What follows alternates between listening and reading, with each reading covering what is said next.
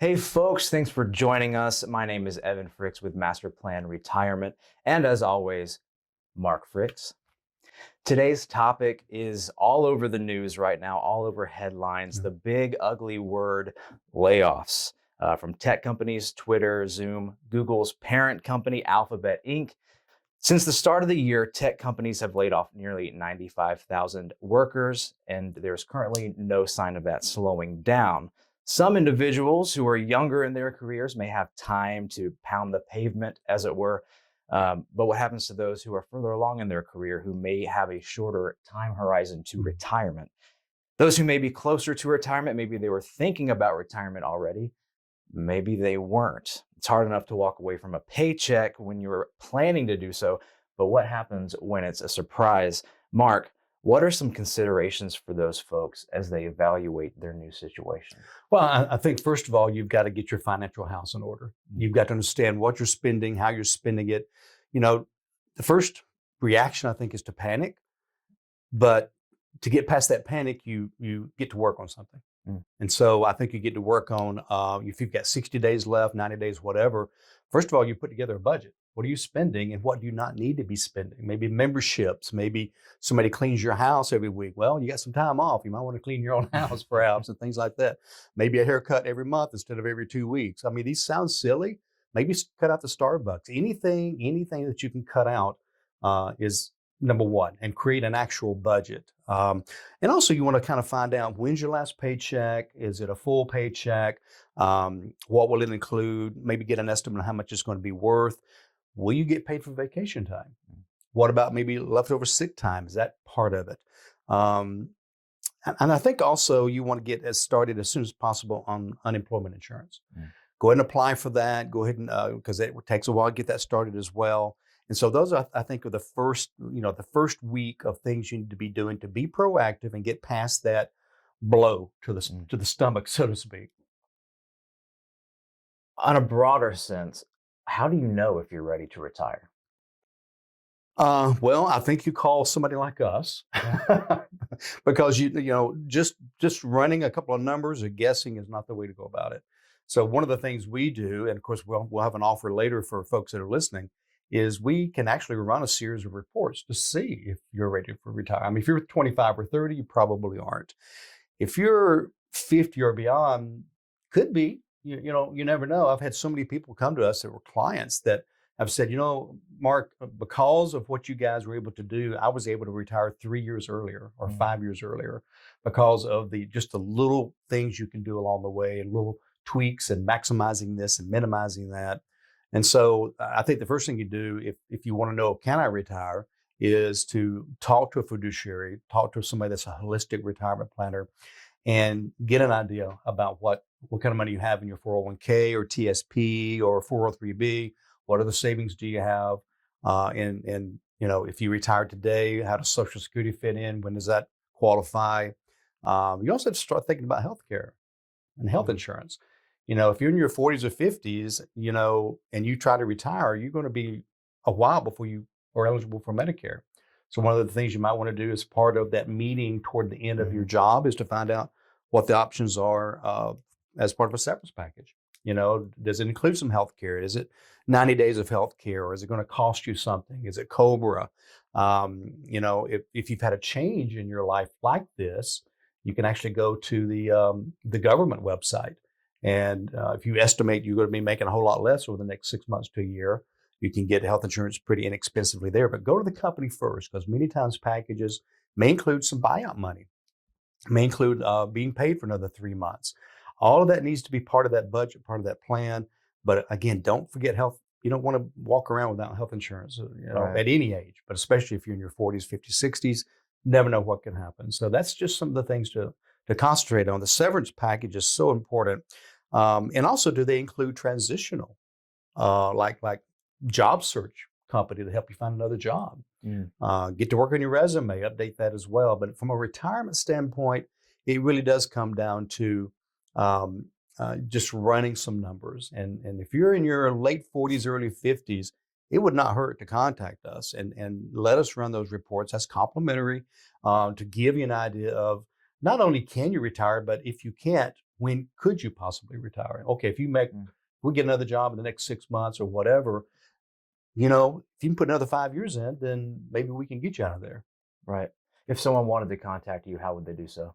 The best way, Evan, is our website. It is newly redesigned. It's a great website. It's a great resource.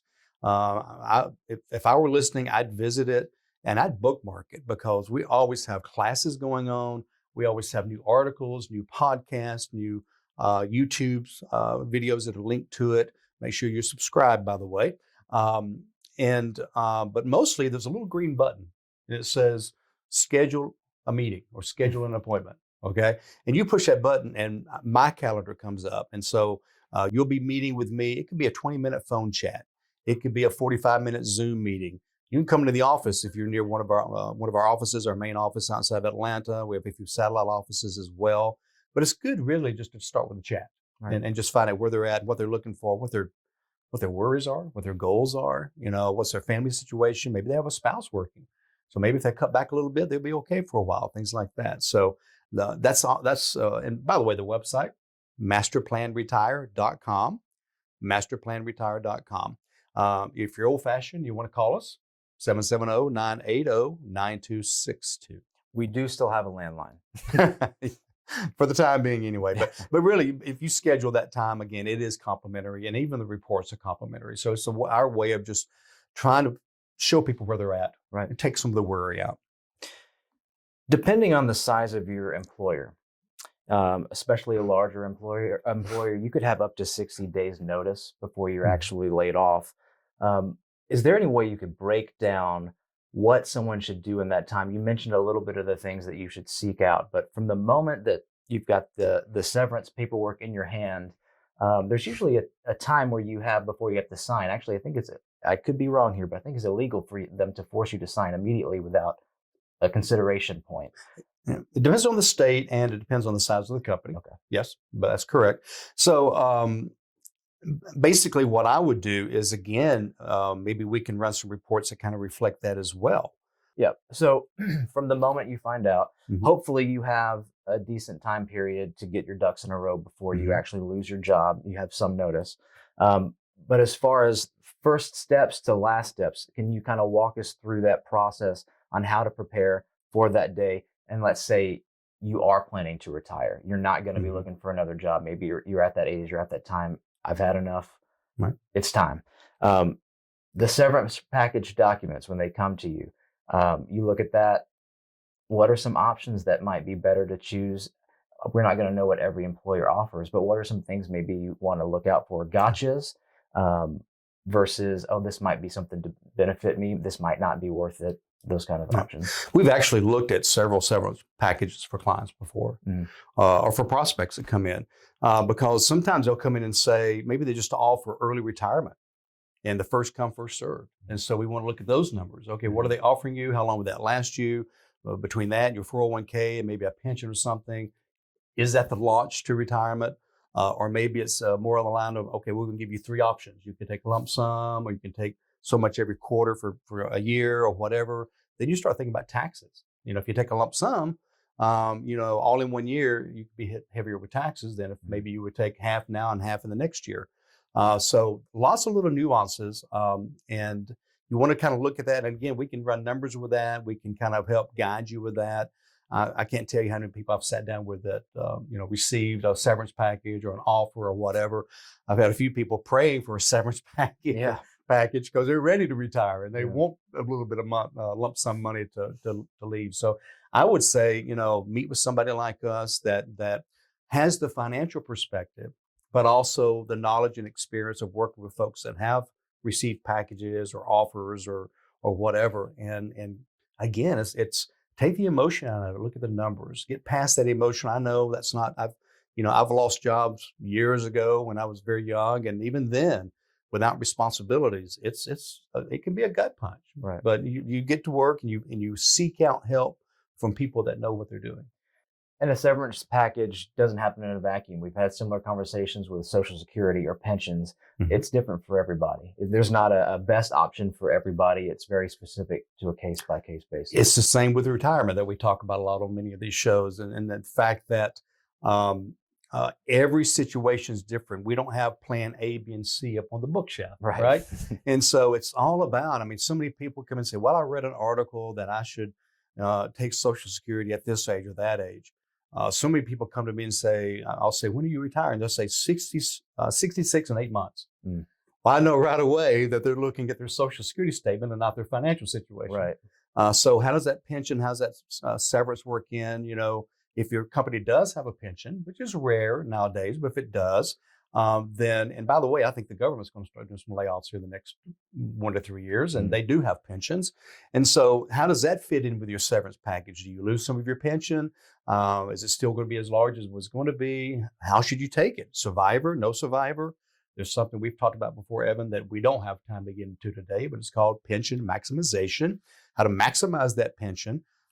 So it's all got to work together. You know, years ago when we first started this firm, our logo was puzzle pieces coming together. Right. It's still very fitting, you know, for what we do, and these pieces coming together, and everybody's puzzle looks different, as you mentioned earlier. One more thing about severance packages: part-time workers, contract workers, a lot of employees don't get them. They don't have the benefit of the severance package. What do they do? Well, they have fewer options. Being contractors, many of them have more experience at finding jobs because they may have a contract for 1 or 2 or 3 years.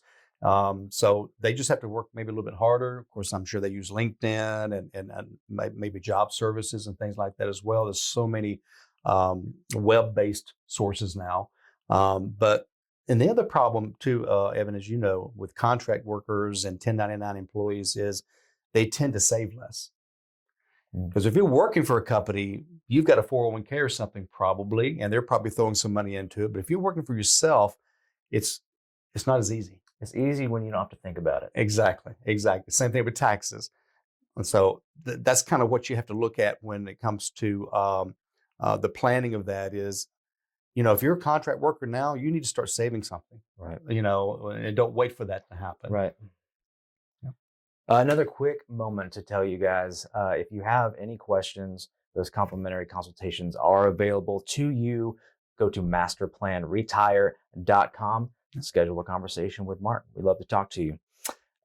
For those who are not ready to retire, so they need another job, whether it's their time horizon, they don't have the budget, the assets, they're not ready to retire, or they're just not old enough, they're not ready, they've got a career ahead of them.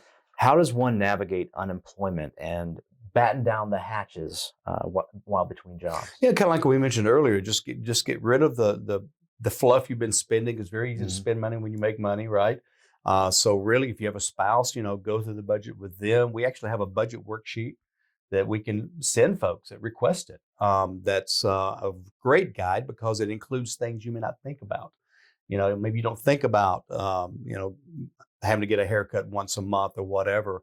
You say, well, I'm going to cut out haircuts. Well, if you're looking for a job, you probably don't need to cut out haircuts. But really nail that down. Look at what you've been spending over the last 6 months. And then, again, start slicing services. Maybe you need to drop cable TV for a while and go streaming. Maybe you need to, I mean, I could go on and on. There's so many little areas. And I can look at the budget worksheet with them and give them some ideas they may not have thought about before as well. Maybe you go get a part-time job. Maybe you drive Uber for a while to plug that gap up a little bit while you're looking. Because when you're looking, it's not an 8-hour-a-day job. Right. You know, you spend the first couple hours in the morning maybe doing some things you need to do. And then if you can get a good part-time job working somewhere, I've had so many people come to me and say, well, you know, I don't want that to interfere with my job search. And I'm like, and then 9 months later, they're still unemployed. And I'm like, yeah, you know, that's, if you can get something coming in, you know, would be nice.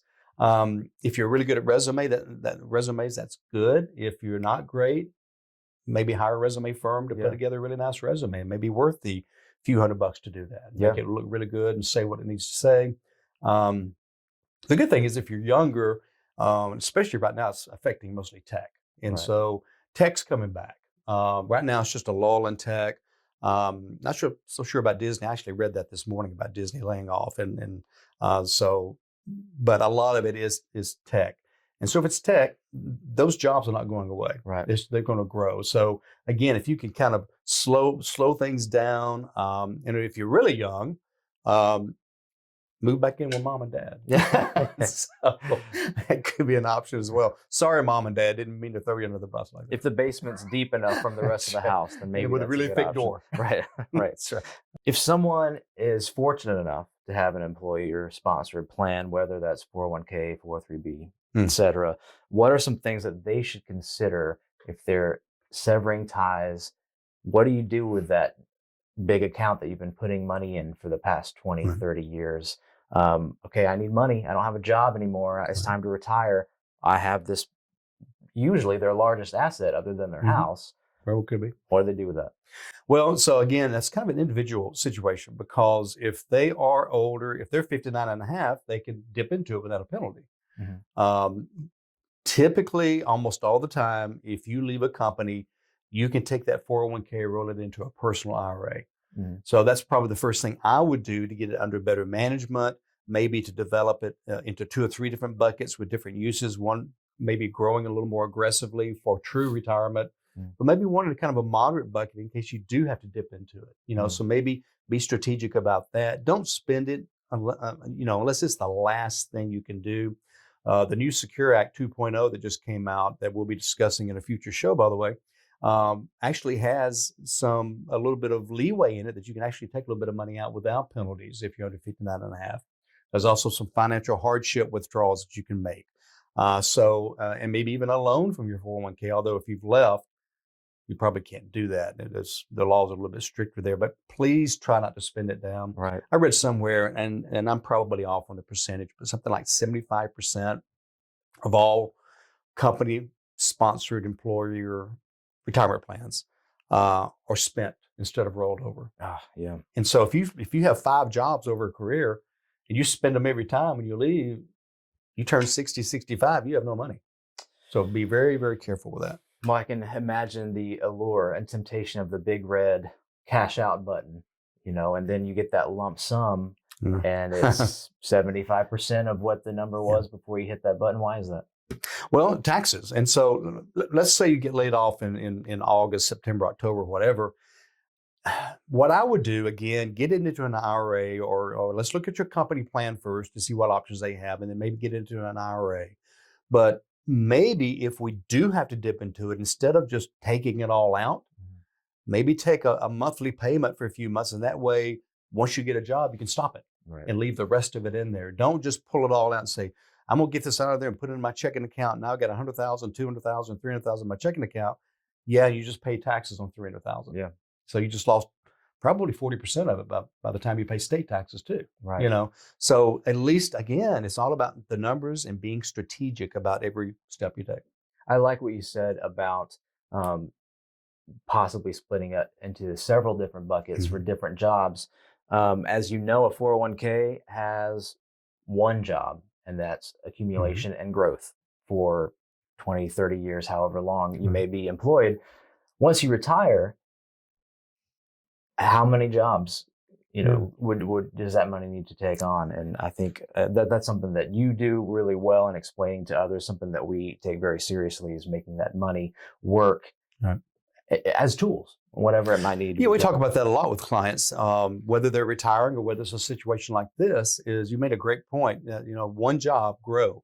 So the story I tell a lot of times, and I've probably told it on the air before, but if you're building a house, your first job after a blueprint, like a retirement roadmap, you got to have a plan first, is to dig the foundation. Well, that's one tool. It's a shovel. Now, maybe it's a big shovel on the back of a tractor, but it's a shovel. Once that foundation's built and you reach retirement, or you are laid off and you need your other things happening with your money, then now we need a hammer and nails and saws and all these other tools. So we want to maximize each bucket. So one bucket might be for income while we're unemployed or retired. The next bucket, so that's going to be specially designed for income. And just like you said earlier, the next one is, and so there's 6 to 8 different kinds of buckets that have 6 or 8 different kind of jobs. So you made a great point with that. Again, part of the strategy of developing that, and that's why you really need to sit down with a professional that's done this before. I've been in financial services 30 years now, and I have gray hair. because I've been through 8 or 10 bear markets. I've been through all of this stuff. And so instead of overreacting, we react accordingly because of that. So are you saying you've never attempted to hammer a nail with a shovel? Probably when I was a kid. I'm sure I did. And it made a mess. Right. I did. What happens to employer health insurance plans when you're laid off? Well, again, like that's part of that severance package. So maybe they offer some COBRA, maybe they'll cover you for 90 days or whatever. But very careful about reading that severance package and what you get and what you don't get. Hey, and by the way, negotiate, because these companies, if they laid people off, they're eventually going to need to bring people back on board. Some of the first people they call are the people they laid off, or at least the better ones. Mm-hmm. And so they don't want to burn that bridge. Right. I mean, look at the airlines back in COVID. They laid off what percentage of pilots? And now they're begging for pilots. And so they treated you bad. So many of those companies, if they've got any wisdom at all, they're going to make sure that they help you in any way they can. So ask for anything. Ask for, hey, instead of 3 months health insurance, can you give me 6? Can you, like stock options? If you have stock options, see what those options are. If you take them, do you have to cash them in? Can you keep them for a while? Because now is not a great time to cash in stock. Right. So even stock options are something else you may want to consider if you have that level of a position. Yeah, we've had plenty of clients who have retired officially and then gone back part-time or even gone back consulting. Mm-hmm. Absolutely. Many times, because as you know, when you retire, you've been working however many years, 20, 30, 40 years, it's been your life. And all of a sudden you're sitting at home. And so many of my clients, they'll take 3 months off and then go back, sometimes with the same company, and do consulting or go somewhere else or do something totally different. Go to work for Pike Nurseries and because you love plants, or whatever, Home Depot because you love tools. I don't know. Yeah, right. Yeah, so just do something that you enjoy. So we just have a few minutes left. Whether you're prepared or not for a layoff, for retirement, regardless, it's a scary thing. Mm-hmm. Are there any parting words that you could give just as kind of a cap or a closer, or maybe even reassurance? Well, I would say, again, I think it's reassuring to speak with somebody that has worked with people that have been through this before. Right. Be proactive, do some of the things we've already talked about. But back in, I guess it's 2008, 2009, 2010, when so many layoffs were occurring, I'd say probably 10, 50% of my meetings were with people that were laid off and not necessarily ready for retirement. Right. They just wanted advice. And so we built that experience up as well. So I would say, I think we're a great choice because, again, we are financial planners, we're retirement planners, but overall we are planners. And so we can help navigate that forest of layoff and give guidance where they need. Great. Again, Mark, how can they reach you?